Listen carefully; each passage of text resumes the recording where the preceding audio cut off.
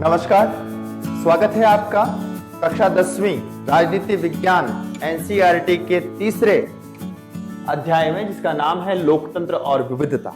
इससे पूर्व हम दो अध्यायों का बहुत अच्छे से अध्ययन कर चुके हैं, जिसमें हमने सत्ता की साझेदारी और संघवाद नाम के दो अध्यायों को पढ़ा।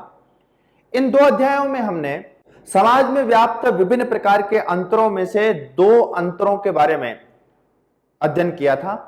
हमने देखा बेल्जियम और श्रीलंका के उदाहरणों में कि किस प्रकार समाज में व्याप्त भाषा और क्षेत्रीय विभिन्नताओं के अंतर ने किस प्रकार का रूप वहां पर आंदोलनों का लिया और लोकतांत्रिक शासन व्यवस्थाओं ने सत्ता की साझेदारी के माध्यम से वहां और एक सामंजस्य स्थापित करने का प्रयास किया। इस अध्याय में हम समाज में व्याप्त इन विभिन्न विविधताओं, समाज में व्याप्त विभिन्न अंतरों के बारे में थोड़ा गहराई से अध्ययन करेंगे। समाज में जो ये अंतर हैं वो अलग अलग आधार पर निर्मित होते हैं। हम देखते हैं किसी भी समाज के अंदर अंतरों के बहुत सारे आधार हैं, लिंग के आधार पर, भाषा के आधार पर, चमड़ी के रंग के आधार पर कई प्रकार के अंतर समाज में पाए जाते हैं। हम उन अंतरों का, उस विविधताओं का गहनता से अध्ययन करेंगे। किस प्रकार सामाजिक विविधताएं विभाजन में बदल जाती हैं उसको भी हम इस पाठ में पढ़ेंगे, और साथ ही साथ हम ये जानेंगे कि लोकतंत्र नाम की ये शासन व्यवस्था इन सामाजिक विविधताओं से किस प्रकार डील करती है, किस प्रकार सामाजिक विविधताओं के बीच में सामंजस्य स्थापित करने का एक प्रयास लोकतंत्र में होता है। ये पूरा पाठ हमारा प्रारंभ होता है मैक्सिको ओलंपिक में घटी एक घटना के द्वारा। 1968 में मैक्सिको के अंदर हो रहे ओलंपिक के अंदर जो 200 मीटर रेस का पदक वितरण समारोह चल रहा था, वहां एक घटना घटी जिसने संपूर्ण दुनिया का ध्यानाकर्षण किया। क्या थी वो घटना, जरा हम उसके बारे में जानते हैं। 1968 में मैक्सिको के इस ओलंपिक के अंदर ये जो पदक वितरण समारोह चल रहा था, 200 मीटर दौड़ हुई उस ओलंपिक की, उसके पदक वितरण का समारोह चल रहा था। हम सब जानते हैं ओलंपिक के अंदर किसी भी इवेंट में 3 प्रकार के मेडल्स दिए जाते हैं, स्वर्ण पदक, रजत पदक और कांस्य पदक। और इसके जो विजेता थे वो 3 लोग थे, टॉमी स्मिथ, जॉन कार्लोस और पीटर नॉर्मन। विशेष क्या था इस पदक वितरण समारोह में? तो बच्चों, विशेष ये था कि जिस समय ये तीनों खिलाड़ी वहां पदक स्वीकार करने के लिए आए तो इनका जो हाव भाव था, इनकी जो भाव भंगिमाएं थी, इनकी जो हरकत थी, उसने दुनिया का ध्यानाकर्षण किया। क्या विशेष था उसमें? तो जिस समय ये तीनों खिलाड़ी पदक स्वीकार करने के लिए आए उस समय अमेरिका का राष्ट्रगान बजा, और अमेरिका का राष्ट्रगान बजते ही ये जो टॉमी स्मिथ और जॉन कार्लोस थे, इन्होंने अपनी मुट्ठियां ऊपर हवा में उठा दी और अपनी गर्दन को नीचे झुका लिया। टॉमी स्मिथ और जॉन कार्लोस ये दोनों कौन थे? तो ये दोनों एफ्रो अमेरिकन्स थे। एफ्रो अमेरिकन्स मतलब अमेरिका में रहने वाले अश्वेत लोग, काली चमड़ी के लोग।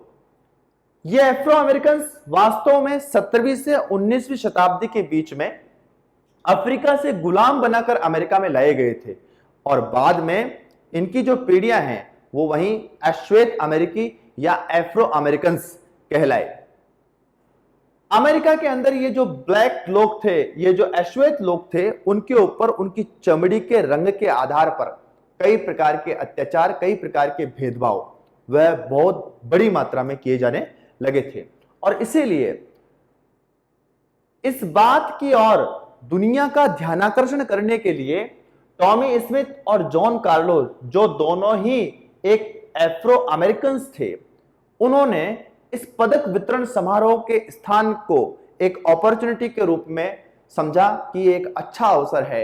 जब दुनिया का ध्यान उस पदक वितरण समारोह पर है तो उन्होंने अपनी हरकतों से, अपने संकेतिक मुद्राओं से दुनिया का ध्यान अमेरिका में चल रहे अश्वेत विरोधी रंग भेद की जो नीतियां हैं उसकी ओर उन्होंने आकर्षित करना चाहा।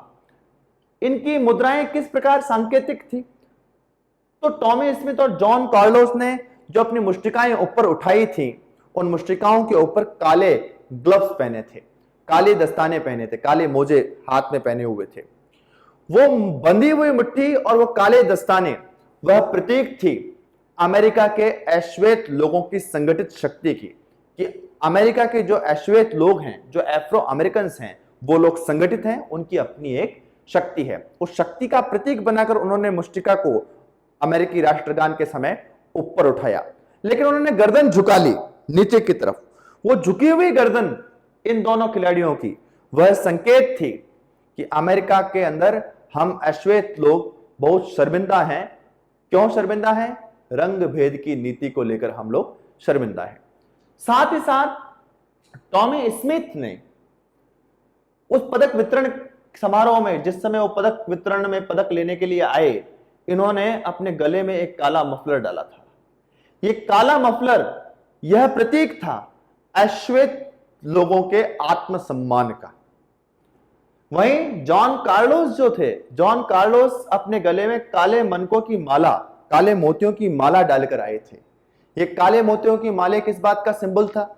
यह प्रतीक था इतने लंबे समयावधि में अमेरिका में ये जो रंग भेद की नीति चलती आई, उसके विरोध में अश्वेतों ने जो संघर्ष किया, काले लोगों ने अमेरिका के गोरे लोगों के खिलाफ जो संघर्ष किया, उन संघर्षों में जो अनगिनत अश्वेत लोग मारे गए, उनकी स्मृति में जॉन कार्लोस ने अपने गले में वो काले मनकों की माला पहनी थी।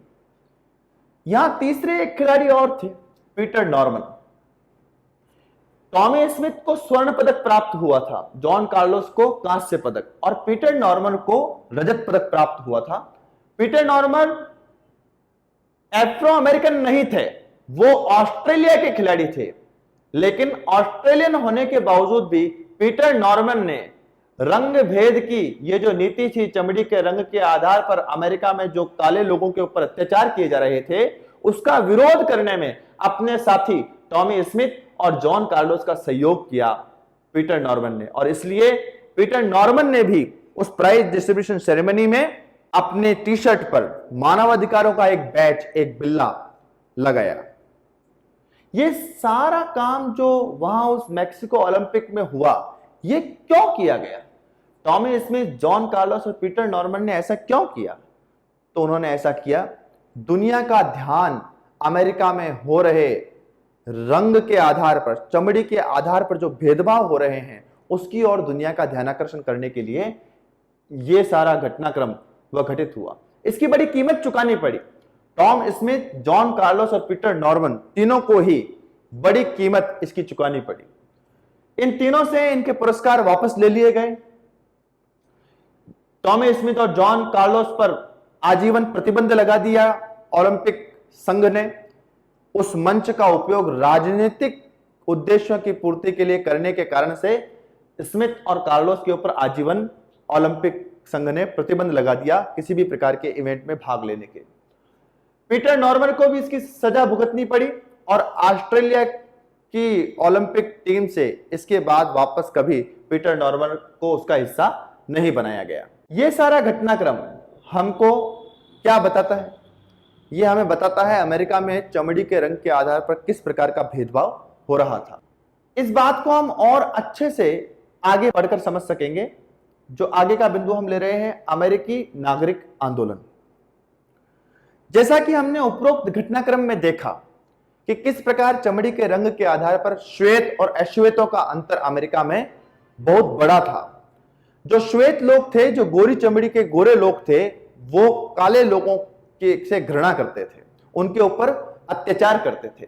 और इन सब से त्रस्त होकर 1954 से लेकर 1968 के बीच में कई प्रकार के सुधार कार्यक्रम, कई प्रकार के सुधार आंदोलन वह अमेरिका के अंदर हुए।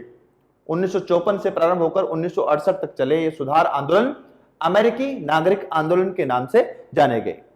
इन अमेरिकी नागरिक आंदोलनों का नेतृत्व कर रहे थे king Martin Luther king junior. Martin Luther king junior, ये Martin Luther king junior Mahatma Gandhi के बहुत बड़े समर्थक थे, महात्मा गांधी के आदर्शों पर चलने वाले थे।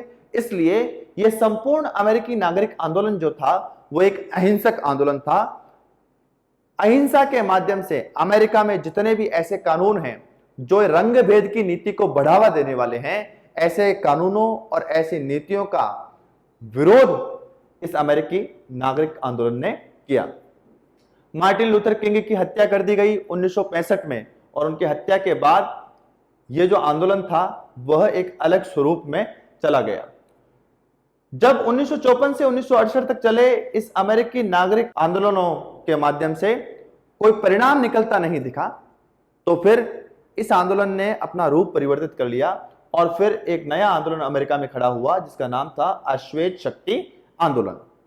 1966 से लेकर 1975 तक चले यह आंदोलन अमेरिकी नागरिक आंदोलन से पूर्णतया भिन्न था, क्योंकि जहां अमेरिकी नागरिक आंदोलन अहिंसा पर आधारित था, वहीं अश्वेत शक्ति आंदोलन एक उग्र आंदोलन था जो अपनी मांगों को मनवाने में के लिए शक्ति के इस्तेमाल, हिंसा के उपयोग से भी पीछे हटने वाला नहीं था।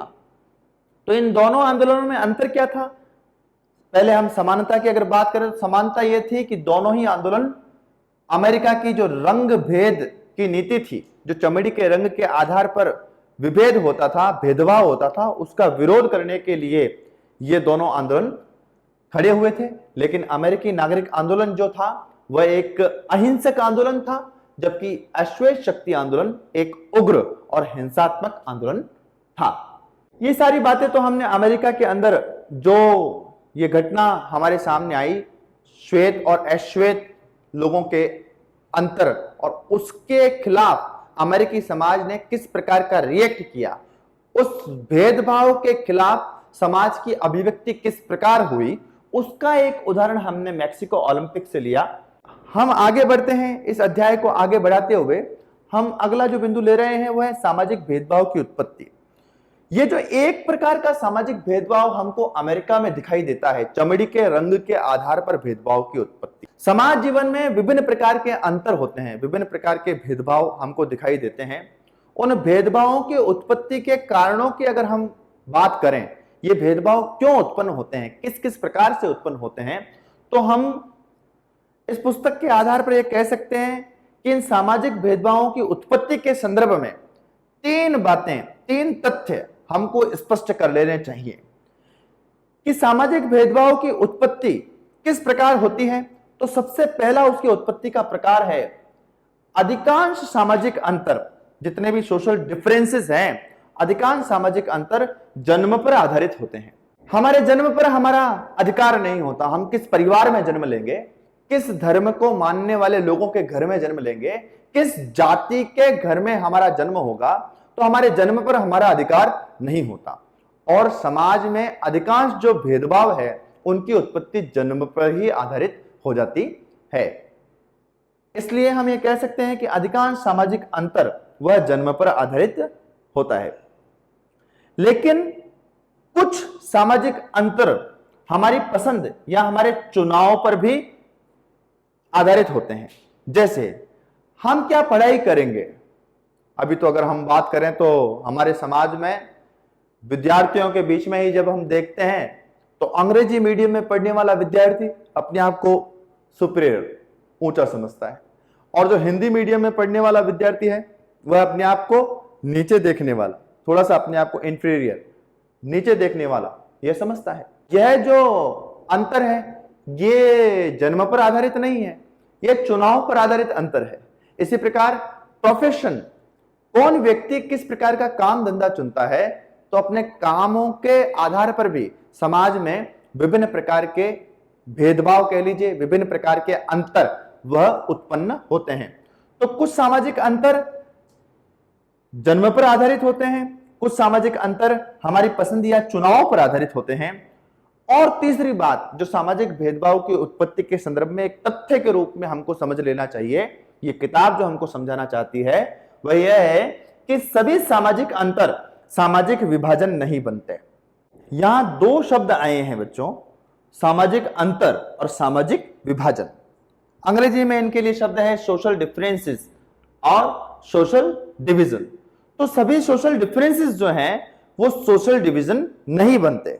इन दोनों शब्दों का अर्थ अगर हम समझ लेंगे तो इस बात को हमको समझने में आसानी होगी। सामाजिक अंतर, सोशल डिफरेंसेस, ये अपने आप में नेगेटिव चीज नहीं है, नकारात्मक बात नहीं है, समाज की बुराई नहीं है, ये तो समाज की अच्छाई है, समाज की खूबी है। एक ऐसा समाज जिसमें विभिन्न प्रकार के लोग रहते हैं, वह समाज की एक विशेषता है, एक अच्छाई है। लेकिन सामाजिक अंतर, सामाजिक विभाजन नहीं बनते। सामाजिक विभाजन मतलब जब कोई एक अंतर ऐसी स्थिति में आ जाता है कि वह अपने आप को समाज से बिल्कुल अलग महसूस करने लगता है, समाज से, शेष समाज से टूटकर अलग होने की स्थिति में आ जाता है, तब हम उसको कहते हैं सोशल डिवीजन। जैसा हमने हमारे देश के साथ होता हुआ देखा है 1947 में। क्या हुआ 1947 में एकदम ऐसा अचानक कि हमारे देश का विभाजन हो गया। टूटकर जो सदियों से साथ रह रहे थे वो एकदम अचानक टूटकर अलग हो गए। हम साथ नहीं रह सकते क्योंकि हम एक अलग प्रकार के पंथ में विश्वास रखने वाले लोग हैं। तो जब इस प्रकार का बिखराव समाज में खड़ा होता है तब हम उसको कहते हैं सामाजिक विभाजन। सामाजिक अंतर अपने आप में बुरी चीज नहीं है, वह तो समाज की विशेषता है, समाज की अच्छाई है, खूबसूरती है समाज की। लेकिन जब ये सामाजिक अंतर सामाजिक विभाजन का रूप ले लेते हैं, जिसके कारण से समाज टूटने लगता है अलग अलग हिस्सों में, अलग अलग वर्गों में, वह चीज सामाजिक विभाजन कहलाती है। तो यहां हमको यह बात समझनी चाहिए कि सभी सामाजिक अंतर जो है वह सामाजिक विभाजन नहीं बनते। जैसा कि हम इसमें भी देख सकते हैं, इस मैक्सिको ओलंपिक की इस कहानी में। यहां देखिए आप जरा ध्यान से, टॉमी स्मिथ, जॉन कार्लोस, ये दोनों तो काले अमेरिकन यानी कि एश्वेत अमेरिकन थे, एफ्रो अमेरिकन थे। लेकिन ये जो पीटर नॉर्मन था यह ऑस्ट्रेलियन था। चमड़ी के रंग की अगर बात करें तो ये दोनों काले लोग थे, लेकिन पीटर नॉर्मन श्वेत ऑस्ट्रेलियन था यानी कि गोरी चमड़ी का व्यक्ति था। लेकिन ये चमड़ी के रंग का अंतर, जिसको हम कहते हैं सामाजिक अंतर होने के बावजूद भी पीटर नॉर्मन ने टॉमी स्मिथ और जॉन कार्लोस का साथ दिया। किस बात के लिए साथ दिया? अमेरिका में जो गोरे काले का भेदभाव चल रहा है, जो एश्वेतों के ऊपर अत्याचार हो रहा है, उसके विरोध में पीटर नॉर्मन ने चमड़ी के रंग का अंतर होते हुए भी टॉमी स्मिथ और जॉन कार्लोस का सहयोग किया। इसका अर्थ क्या है? यह जो बात अभी हम पढ़ रहे हैं, सभी सामाजिक अंतर सामाजिक विभाजन नहीं बनते। ये सामाजिक अंतर है। यहां अगर हम ध्यान से देखेंगे तो टॉमी स्मिथ और जॉन कार्लोस ये दोनों काले लोग हैं, काली चमड़ी के व्यक्ति हैं, अमेरिकन हैं, लेकिन पीटर नॉर्मन गोरी चमड़ी का व्यक्ति है। अंतर है, एक सामाजिक अंतर है दोनों में, लेकिन उसके बावजूद भी पीटर नॉर्मन ने टॉमी स्मिथ और जॉन कार्लोस का साथ दिया। तो ये एक एग्जाम्पल है किस बात का? कि सभी सामाजिक अंतर सामाजिक विभाजन नहीं बनते। अब हम आगे बढ़ते हैं। जो ये बात हमने आखिर में पढ़ी कि सभी सामाजिक अंतर सामाजिक विभाजन नहीं बनते, तो फिर एक प्रश्न अपने आप जन्म लेता है कि सामाजिक अंतर सामाजिक विभाजन कब बन जाता है? कब कोई सामाजिक अंतर सामाजिक विभाजन बन जाता है? अपने आप खड़ा होने वाला एक प्रश्न है। इस प्रश्न को भी हम अच्छे से समझ लेते हैं। When social differences became a social division, कब सामाजिक अंतर एक सामाजिक विभाजन बन जाता है? तो सामाजिक अंतर के सामाजिक विभाजन बनने में दो प्रकार की स्थितियां हो सकती है। पहली है कि जब किसी एक सामाजिक अंतर का अन्य अंतरों से बड़ा हो जाना। जब कोई एक सामाजिक अंतर दूसरे सामाजिक अंतर से बड़ा हो जाता है, जिसको हम कहते हैं ओवरलैपिंग ऑफ डिफरेंसेस। अंग्रेजी के जो शब्द हैं, ये अंग्रेजी के शब्द थोड़ा सा इसको याद करने के लिए सांकेतिक रूप से हमारे काम के हैं, इसलिए मैंने इनको यहां पर लिखा है। तो सामाजिक अंतर कब सामाजिक विभाजन बन जाता है?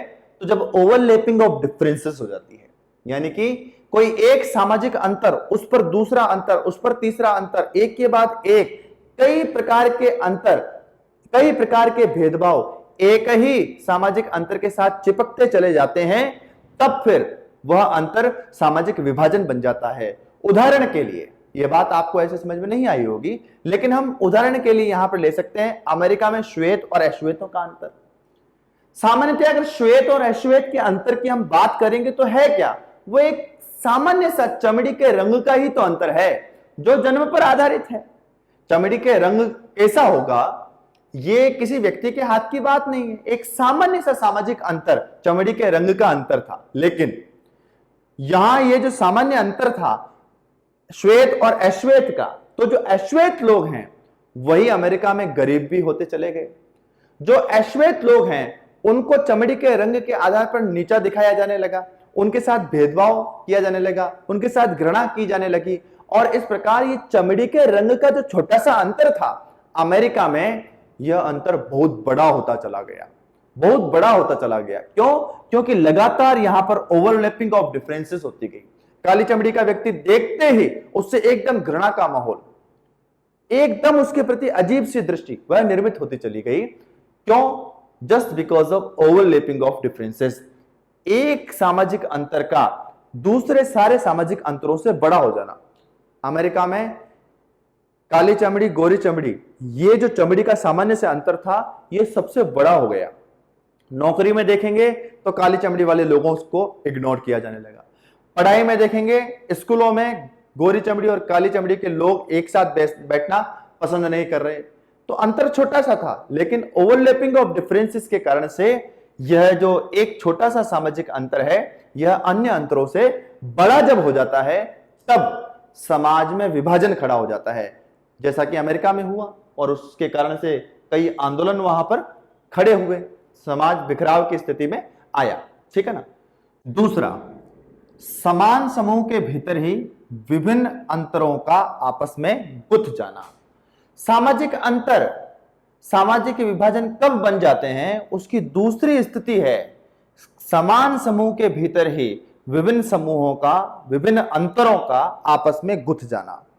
जब हम बाहर से किसी सोसाइटी को, किसी समाज को देखते हैं तो वो एक जैसा दिखाई देता है, लेकिन जब हम उसके भीतर जाकर देखते हैं तो उस समूह, एक समान समूह के भीतर ही विभिन्न अंतर एक दूसरे से आपस में गुथ जाते हैं, एक दूसरे के बीच में, जिसके लिए शब्द हुआ है क्रॉस कटिंग ऑफ डिफरेंसेस, वो उसके अंदर होते हुए दिखाई देते हैं।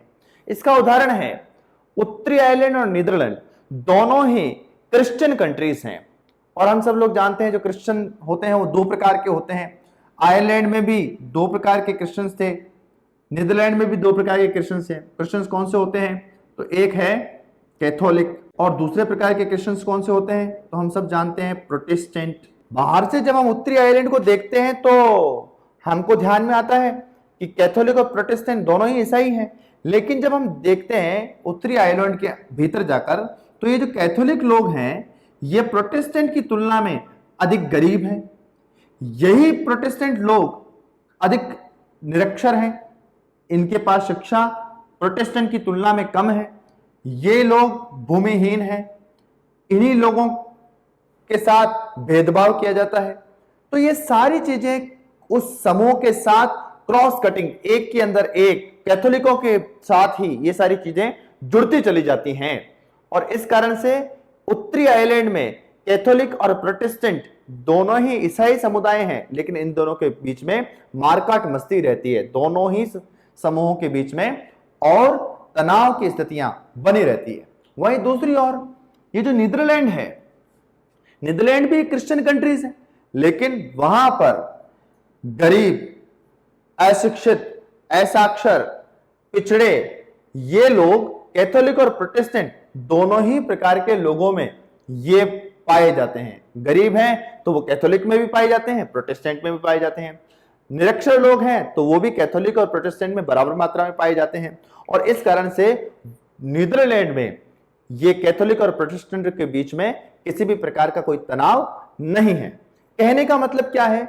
वो जो बात हम समझना चाह रहे हैं कि जब एक ही समान समूह के भीतर ही विभिन्न अंतर एक दूसरे के साथ गुथ जाते हैं, क्रॉस कटिंग ऑफ डिफरेंसेस जब होने लगता है, तब फिर वहां समाज टूटने की स्थिति में आता है, समाज के बीच सामाजिक विभाजन वह खड़ा हो जाता है।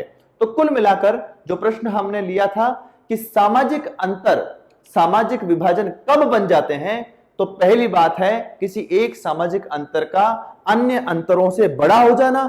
जैसा उदाहरण के लिए हमने कहा अमेरिका में श्वेत और अश्वेतों का जो अंतर था, वह अश्वेत होना, वह अंतर बहुत बड़ा हो गया, और जिसके कारण से वहां एक सामाजिक विभाजन की स्थिति खड़ी हो गई। तो पहली बात है ओवरलैपिंग ऑफ डिफरेंसेस, एक के बाद एक, एक के ऊपर एक डिफरेंसेस जब जमा होते जाते हैं और एक छोटा सा अंतर बड़ा अंतर बन जाता है, तो फिर समाज विभाजन की स्थिति में आता है। और दूसरा क्रॉस कटिंग ऑफ डिफरेंसेस, एक ही समान समूह के भीतर ही जब सामाजिक अंतर एक दूसरे के साथ गुथने लगते हैं, क्रॉस कटिंग ऑफ डिफरेंसेस होने लगती है, तब समाज टूटने की स्थिति में आता है। उत्तरी आयरलैंड का उदाहरण इसमें हमने लिया। आगे हमारे अध्याय का जो क्रम बढ़ता है उसमें दो और महत्वपूर्ण शब्दों पर चर्चा करके हम आज का वीडियो समाप्त करेंगे। एक है समरूप समाज। समरूप समाज से तात्पर्य है एक ऐसा समाज जहां एक ही प्रकार की संस्कृति, एक ही प्रकार के पहचान से युक्त लोग जहां रहते हैं, जैसे कि जर्मनी अपने आप में एक समरूप समाज का उदाहरण हुआ करता था। लेकिन आज अगर हम बात करें तो संपूर्ण विश्व में समरूप समाज बहुत कम बचे हैं। आज संपूर्ण दुनिया के अंदर बहुसांस्कृतिक समाज बढ़ रहे हैं, क्योंकि एक स्थान के लोग दूसरे स्थान पर जाकर बसते हैं और वह अपने साथ अपनी संस्कृति को भी लेकर जाते हैं, और जब ऐसे दो अलग अलग संस्कृतियां आपस में मिलती है तो एक नई संस्कृति का उदय होता है। तो आज अगर हम बात करेंगे तो संपूर्ण विश्व में बहुसांस्कृतिक समाजों की अधिकता हो रही है, समरूप समाज घट रहे हैं। तो बच्चों, इस पूरे अध्याय में हमने अभी तक मैक्सिको ओलंपिक की कहानी से प्रारंभ किया था, श्वेत और अश्वेतों का अंतर, और उसके बाद अमेरिका में ये एक छोटा सा अंतर किस प्रकार एक बड़े आंदोलन का रूप बन गया, और उसके साथ साथ हमने आगे बढ़ते हुए जाना कि सामाजिक भेदभाव की उत्पत्ति किस प्रकार होती है। सामाजिक भेदभाव की उत्पत्ति से संबंधित 3 तर्कों को हमने पढ़ा। उसके बाद हमने सामाजिक अंतर और सामाजिक विभाजन, इसके बीच अंतर पढ़ा। सामाजिक अंतर, सामाजिक विभाजन कब बन जाते हैं उसको जाना। समरूप समाज और बहुसांस्कृतिक समाज को हमने आज के वीडियो में पढ़ा। आगे के वीडियो में हम ये जानेंगे कि ये जो सामाजिक विविधता है, ये जो सोशल डिफरेंसेस हैं, इसका राजनीति पर क्या प्रभाव पड़ता है, और सामाजिक विभाजनों की इस राजनीति के परिणाम क्या होते हैं, इसको हम अगले वीडियो में पढ़ेंगे। नोट्स प्राप्ति के लिए दिए गए व्हाट्सएप नंबर पर संपर्क करें। मिलते हैं अगले वीडियो में। नमस्कार।